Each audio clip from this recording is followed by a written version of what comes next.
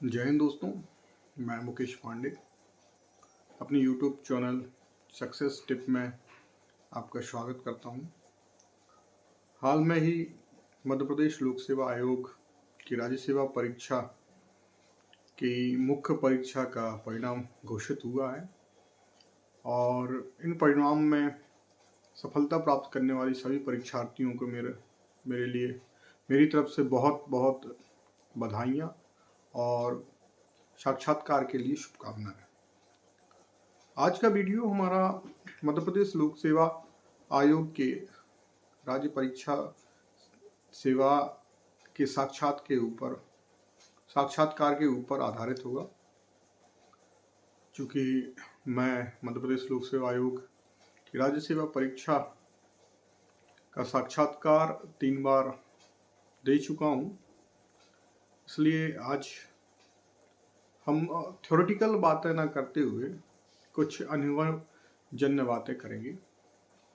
साक्षात्कार किसी भी परीक्षार्थी या कहें कि अधिकांश परीक्षार्थियों के लिए सबसे तनावपूर्ण चरण होता है पीएससी की परीक्षाओं के दौरान, क्योंकि इस परीक्षा में आपका ऑब्जर्वेशन कुछ लोग करते हैं, जबकि इसके पहले हम जो परीक्षा देती हैं, चाहे प्रारंभिक परीक्षा हो या मुख्य परीक्षा, इनमें जो है हमें खुद लिखना होता है और हमें समझने या जानने के लिए कोई व्यक्ति वहाँ खास तौर से मौजूद नहीं होता। लेकिन साक्षात्कार एक ऐसा चरण है जिसका नाम सुनते ही अच्छे परीक्षार्थी नर्वस हो जाते हैं। उन्हें समझ में नहीं आता कि हम जवाब कैसे दें, और कई बार हमें जवाब आते हुए भी हम नर्वस होने के कारण उनके जवाब नहीं दे पाते। तो मेरा सभी परीक्षार्थियों का, खास तौर से वो परीक्षार्थी जो पहली बार साक्षात्कार दे रहे हैं, उनके लिए कहना है कि साक्षात्कार जो है आपके व्यक्तित्व की परीक्षा तो है ही, उसमें भी सबसे महत्वपूर्ण परीक्षा है आपके आत्मविश्वास का। बहुत से लोग ये बताते हैं, कई कोचिंग संस्थान बताते हैं कि साक्षात्कार या इंटरव्यू जो है, इसमें आपकी नॉलेज का टेस्ट नहीं होता है, आपकी पर्सनैलिटी का टेस्ट होता है, आपकी एलिजिबिलिटीज़ का होता है, आपके एप्टीट्यूड का होता है। जबकि मेरा अनुभव और मेरा मानना जो है कि ऐसा नहीं है। साक्षात्कार के लिए भी नॉलेज ज़रूरी है। बहुत से लोग कहते हैं कि नहीं, नॉलेज का टेस्ट तो आपके प्रारंभिक और मुख्य परीक्षाओं में कर लिया गया है और साक्षात्कार का नॉलेज से कोई लेना देना नहीं है। जबकि अभी तक के 3 इंटरव्यू के अनुभव से मैं ये कह सकता हूँ कि शुरुआत प्रश्नोत्तरों की नॉलेज से ही होती हैं, फैक्ट्स भी पूछे जाते हैं और उनके आधार पर आपके व्यक्तित्व का परीक्षण किया जाता है। तो ऐसा नहीं है कि आप जो है नॉलेज और फैक्ट बिल्कुल ही छोड़ दें। इनका भी एक रिवीजन करना ज़रूरी है। हालांकि नॉलेज जो है हमारे व्यक्तित्व से जुड़ी चीज़ों का महत्वपूर्ण होता है। पहला जो पहलू होगा वो हमारे व्यक्तिगत जीवन से जुड़ा होता है, जैसे हमारे नाम से, हमारे जन्म स्थान या गृह स्थान, गृह जिला, गृह प्रदेश से, हमारी योग्यताएं जो हमने फॉर्म में भरी हैं, उनसे जुड़े विषय, उन पर भी प्रश्न होते हैं। इसके अलावा कोई विशेष योग्यता हमारे पास है, जैसे खेलों में हम किसी स्तर पर कोई अवार्ड, मेडल या अन्य कोई पुरस्कार जीत कर आए हों, या व्यक्तिगत जीवन में भी हम अपनी अभिरुचियों रुचियों पर पुरस्कार इत्यादि जीत कर आए हों, उनके एनसीसी और इसके अलावा भी जो हमारे कुछ सामान्य से हटकर योग्यताएं हों उन पर, यदि हम वर्तमान में कोई नौकरी कर रहे हैं उससे संबंधित, तो ये हमारे व्यक्तिगत जीवन से जुड़ी चीज़ों पर इन पर प्रश्न होते हैं।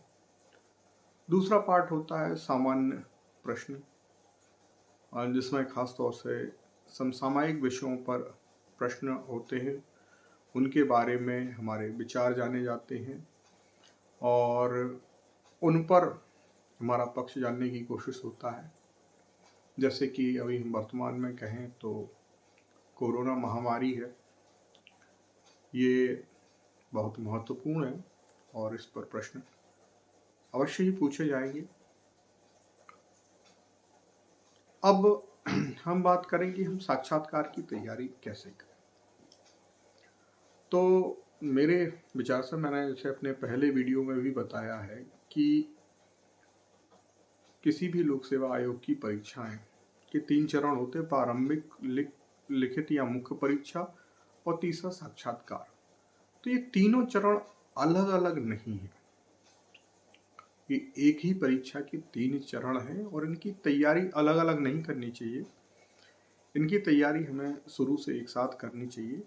यदि हम मुख्य परीक्षा की तैयारी करते हैं तो प्रारंभिक परीक्षा भी उसमें शामिल होती है और उसके साथ साक्षात्कार। तो साक्षात्कार के लिए अलग से हम महीने 2 महीने में कोई बहुत अपने व्यक्तित्व में परिवर्तन नहीं ला सकते हैं। इसके लिए हमें प्रारंभिक परीक्षा की शुरुआत से ही तैयारी पर ध्यान देना जरूरी है, खासतौर से हमारे बोलने की शैली पर, उनके शब्दों के सही उच्चारण और तरीके पर, वाक्य विन्यास पर, और आमतौर पे अगर हम बोलने में जो गलतियां करते हैं, जैसे कि हम बोलचाल की भाषाओं में हमारा देशज भाषाओं का पुट होता है, तो हमारे नज़दीकी दोस्तों, रिश्तेदारों, परिवारजनों में वो देशज भाषाएं आसानी से समझी जा सकती हैं, लेकिन जब हम मध्य प्रदेश स्तर पर पहुंचते हैं तो हमें कम से कम हिंदी या अंग्रेजी बोलचाल के आधार पर सही तरीके से आनी चाहिए। और सबसे महत्वपूर्ण चीज़ होती है साक्षात्कार में, वो होता है आत्मविश्वास। जी हाँ, आत्मविश्वास बहुत ही महत्वपूर्ण चीज़ होती है। मैं अपना एक उदाहरण दूंगा। आप मेरे पीछे कुछ ट्रॉफी देख रहे होंगे, ये एयर इंडिया रैंक अवार्ड की ट्रॉफी है। इसमें जो सिल्वर कलर की ट्रॉफी है, ये पूरे मध्य प्रदेश में द्वितीय स्थान प्राप्त होने पर मुझे मिली थी। और इसके इंटरव्यू में मैंने एक गलत जवाब दिया था। जैसे कि मेरा गृह जिला सागर है, तो सागर से प्रश्न पूछा गया कि सागर के कुछ स्वतंत्रता संग्राम सेनानियों के नाम बताइए। अब मैंने 2-4 स्वतंत्रता संग्राम सेनानियों के नाम बताए और अचानक मेरे मुंह से कुंजीलाल दुबे निकल गया। कुंजीलाल दुबे हालांकि सागर से नहीं है। अब जब निकल गया तो साक्षात्कारकर्ताओं ने मुझसे पूछा कि अच्छा, कुंजीलाल दुबे जो विधानसभा अध्यक्ष हैं, जो मध्य प्रदेश के पहले विधानसभा अध्यक्ष रहे? मैंने कहा जी सर। तो मैंने कहा सागर जिले के थे? जी सर। सागर में कहाँ से? तो मैं तुरंत कहा गौर झमर कस्बे से। अब मेरे कॉन्फिडेंस कहें या तुरंत जवाब देने के तरीके के कारण वो बड़े प्रसन्न हुए और उन्होंने कहा आपसे हमें एक अच्छी जानकारी मिली। और उसके बाद साक्षात्कार में मुझे अच्छे नंबर मिले थे, जिसकी बदौलत पूरे मध्य प्रदेश में मेरा द्वितीय स्थान था। तो यहाँ मैं आप इस उदाहरण से बताना चाहता हूँ कि यहाँ मेरा कॉन्फिडेंस और क्विक आंसरिंग, ये 2 चीज़ें काम आई। लेकिन इस उदाहरण से आप बिल्कुल ना सीखें कि वहाँ साक्षात्कार में आप झूठ बोलें। ये मेरा गलती से मेरे द्वारा निकल गया था, तो उसको कॉन्फिडेंस के माध्यम से मैंने सँभाला। लेकिन आप ये गलती ना करें, जानबूझकर झूठ ना बोलें।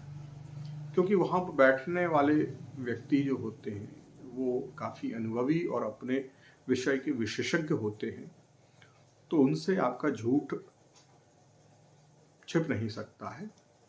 और कहीं न कहीं जब आप झूठ बोलते हैं, तो हाँ, आपका कॉन्फिडेंस कम होता है और वो चीज़ आपके हाव-भाव से समझ में आती है।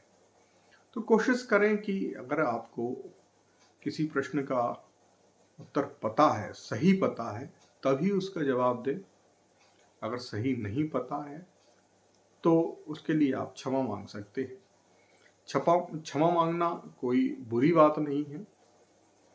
मैंने खुद 2013 पीएससी के इंटरव्यू जब दिए थे, तब लगभग 5 से 7 बार मैंने वहाँ क्षमा माँगी, सॉरी कहा। और एक चीज़ आपको बता दें कि आप जो प्रश्नों के जवाब नहीं देते हैं, उनकी मार्किंग नहीं होती। मार्किंग उन प्रश्नों पर होती है जिनके आप जवाब देते हैं।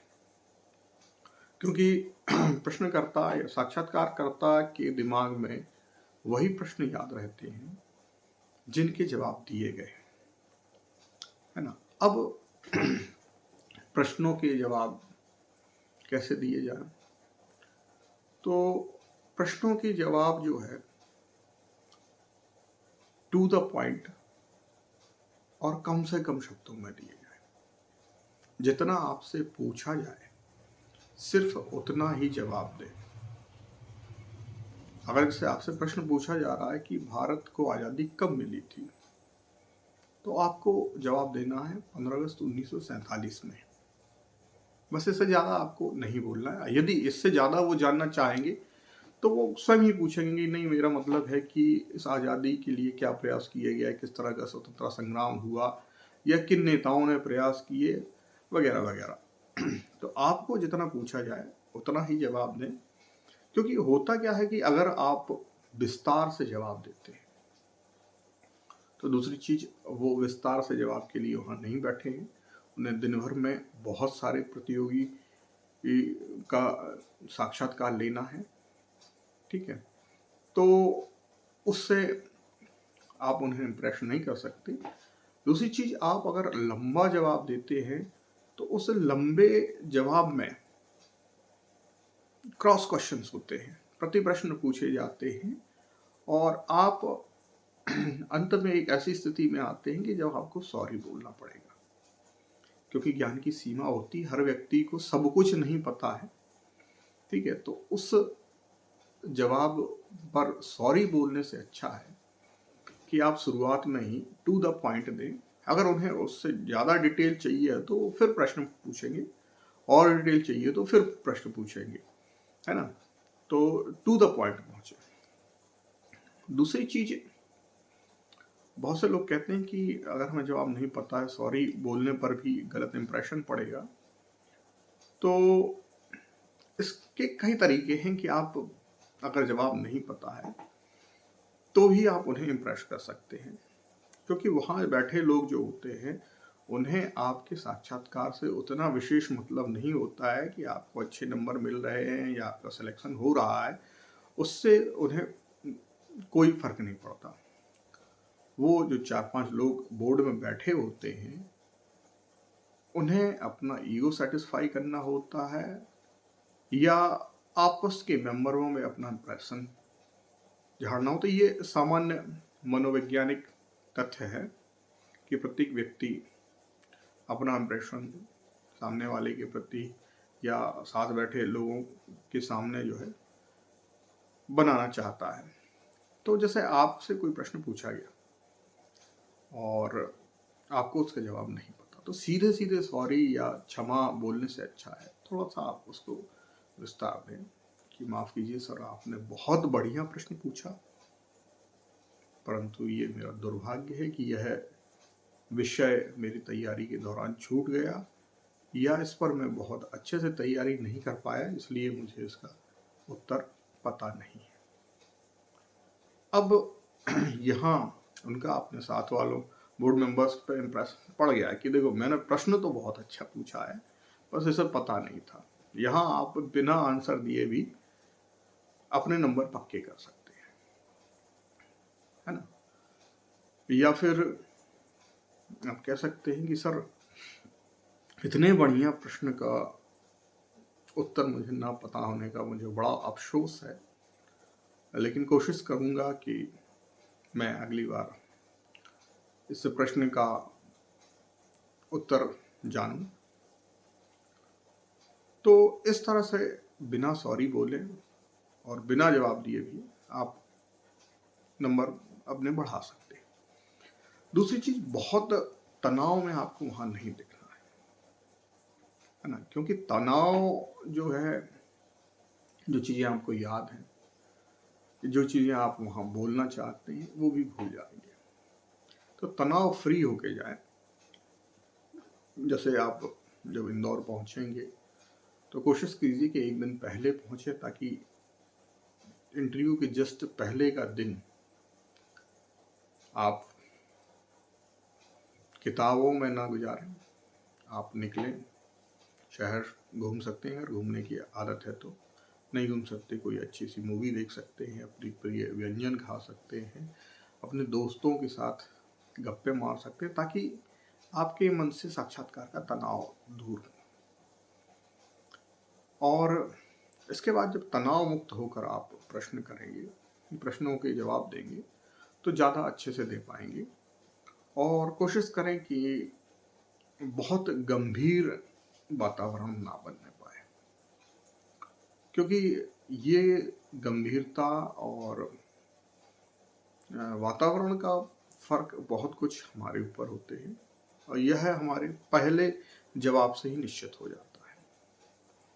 जैसे ही उन्होंने प्रश्न पूछा और उसको हम किस तरह से हैंडल करते हैं, किस तरह से जो है प्रस्तुत करते हैं, उससे जो है हमारे आगे के साक्षात्कार की दिशा निर्धारित होगी। तो आज के वीडियो में हम इतनी ही चर्चा करते हैं। अगले 2-4 वीडियो हम जो है साक्षात्कार के ऊपर बनाएंगे। अगर आपकी भी कोई समस्या, कोई प्रश्न है, तो आप कमेंट में लिख सकते हैं। कोशिश करेंगे कि अगले वीडियो में उन्हें दूर करने की कोशिश करें, और अगले वीडियो में भी कुछ अच्छे टिप्स आपको देंगे, जिससे आपका साक्षात्कार पहले से बेहतर हो सकेगा। तब तक के लिए नमस्कार।